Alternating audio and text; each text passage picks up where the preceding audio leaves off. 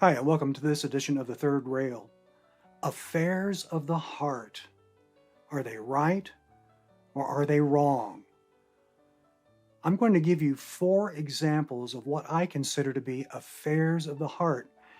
You tell me if they are right or wrong.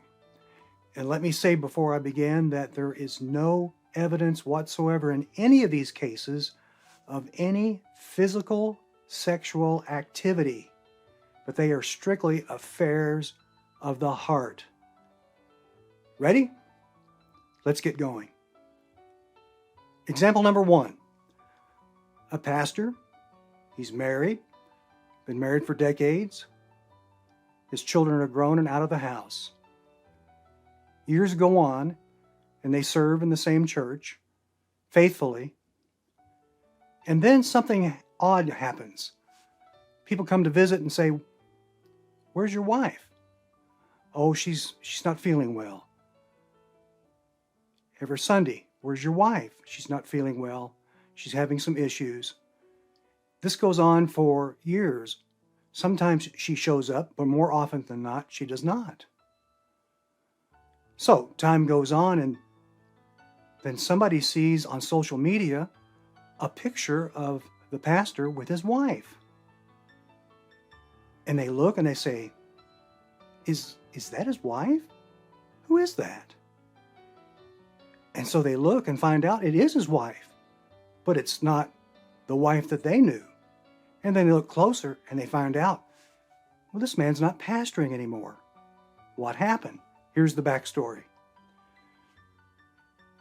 This man's wife was going through some kind of emotional, mental issues for years. While he was pastoring, it was very difficult, no doubt. A couple in the church were going through some difficult times, and he counseled them, and they were threatening to divorce.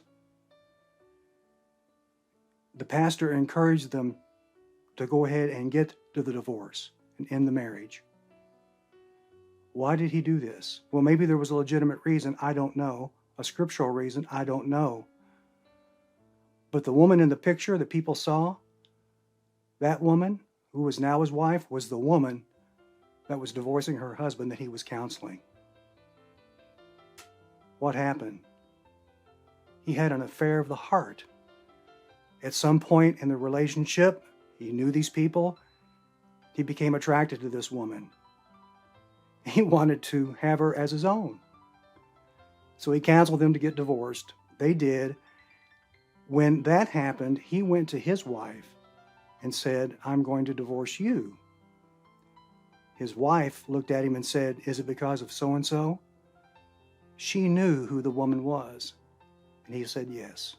Now, to his credit, the man immediately resigned his pastorate and got out of the ministry. Was that right or wrong? You tell me in the comments. I have my own opinion, but what do you think? This man struggled for years. I'm trying to put myself in his shoes. He had no relationship, no companionship, and he found somebody he got too close to, a member of the church, a friend, and he saw a way. Now, here's the thing. The woman knew what was going on, and she obviously felt the same way. Right or wrong, an affair of the heart. Again, no physical contact was ever done until after the marriage. Right or wrong? What do you think? Let me know. Example number 2. A young couple, mid-30s, visits a new church. They like the church. They join the church. They have small children. Things are going great. This couple came from out of state. They moved, relocated, found this church. They liked it, and they joined. Everything was going fine until one day, out of the blue, to those that knew the couple, the man says to his wife, "I want a divorce." She, of course, is devastated. The kids are no doubt devastated. So, the man disappears from the church, obviously. The wife, the children are faithful to church. And people care about them and just want the best for them and pray for them. And time goes on and the divorce is finalized. Then a few weeks later, she walks in with another man. Who is this? This is her new boyfriend. Where did he come from? Here's the backstory. When the husband said, I want to divorce you, the woman thought of a man that she knew, that she was friends with, they were friends with, at their previous church. While she was still married, she contacted that man and they started an affair of the heart over the phone, a long-distance relationship. And after the divorce was finalized, they got together, courted, and then married, and lived happily ever after. Is that affair of the heart? Is that right or wrong? You know, I put myself into the woman's shoes. And I think here she is with young children. She can't depend on her ex-husband. She has to prepare for the future. What would you do? Would you try to find somebody that you could spend the rest of your life with, not only for companionship and love, but for financial support for your children? Was it wrong for her to go and be looking and contacting another man, even though she was still legally married to her husband? Is that right or wrong? Let me know in the comments below what you think. Example number 3. Another fine Christian couple, married for decades, children are grown out of the home. The wife gets ill and battles this illness for quite some time. But yet, she finally succumbs and passes away and goes on to heaven. A month or so after her death, the man shows up with another woman. Everybody knows this woman. They went to the same church together. She too was a widower. How did that happen? Here's the backstory. Shortly after the man's wife passed away, it was found out that he had had a romantic affair of the heart with this woman in the same church who was also friends with his wife.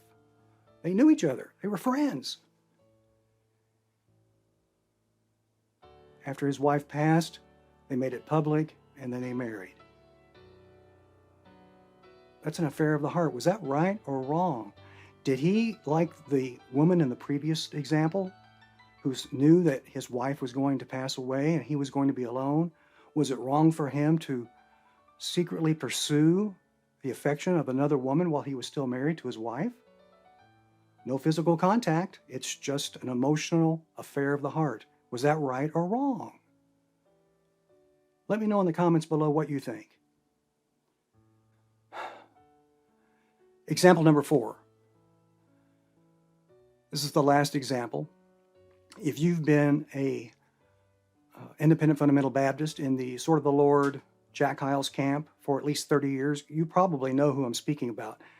These events are not secret at all, but it's quite interesting. In a way, it's similar. In fact, all of these are similar in that they are affairs of the heart without any physical sexual sin taking place. So this evangelist, when he was younger, he and his wife were traveling to another country. She contracted a very serious, deadly disease. She became like a child, mentally and physically. She could not move, she could not walk, she could not speak. It was horrifying. This man loved his wife and cared for her for decades. In fact, it's such a well-known story, they wrote a book about it and made a movie. I have nothing but the most respect for this man and his wife. Toward the end, she got worse and was bedridden. Somehow, and I don't know the connection, but they hired a young single woman to care for the wife. She lived in the home, and took care of the wife. She would require 24/7 care. The man, still an evangelist, traveled and did his ministry, while this woman took care of his wife, who was bedridden.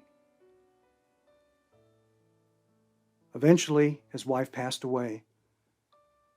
And then weeks or months, I'm not sure of the timeline, I don't remember exactly, all of a sudden, he's married to this younger woman who cared for his wife. Now, again, I'm not justifying anything, but I'm putting myself into their position. Here's this young woman, single woman, taking care of this man's wife. She is much younger. He's old enough to be her father at least, and then some. And she is no doubt impressed with the love this man has for his wife. And that would touch her heart, I would imagine.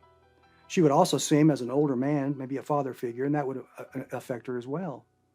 He, of course, I'm not sure how he knew this woman, if she was selected out of a group or how she was hired, but obviously they developed a relationship that lasted quite some time, several years, while she cared for his wife. And of course, they developed a friendship, a relationship. As far as I know, that's all that ever happened. At some point, though, when she passed away, the wife passed away, did a switch just turn on and say, hey, maybe I ought to marry this girl? Now, I don't know, but I'm guessing that there was some connection between the two of them, all of this, but it was controlled and contained. They kept it above board, even though they might have had feelings for one another. I can't help but think that would be the case. It's an affair of the heart. But was that right or wrong? He still had a living wife to have feelings towards another woman. She would have to reciprocate and have feelings for him, even though she knew that he was married to the woman that she was caring for. What do you think? Let me know in the comments below.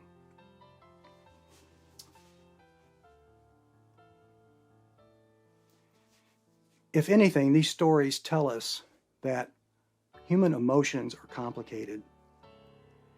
And sometimes that bonding, the love, the things we need in life are more important to us than doctrine, than scriptural principles. We see this all the time. The first example, he was willing to give up ministry for the love of another woman because he couldn't get it in this relationship that he had to his current wife. It's powerful. I'll say this and I'll be done. I've seen it myself in families that have differences in doctrine between the father and son and between brothers in the same family. Well, they'll have doctrinal differences that they would never, if somebody outside the family had those beliefs, they would never associate with them in ministry. But because of blood relationships, they will compromise and still help each other out in ministry, even though they believe the other is totally wrong in some certain important doctrines. Blood is thicker than doctrine. See that? It happens. Emotions, love, companionship sometimes override, it seems, the scriptures and principles that we've always come to know and accept and hold to high standards. What do you think? Let me know in the comments below. Thanks for watching The Third Rail. If you like it, like and subscribe. We'll see you in the next video.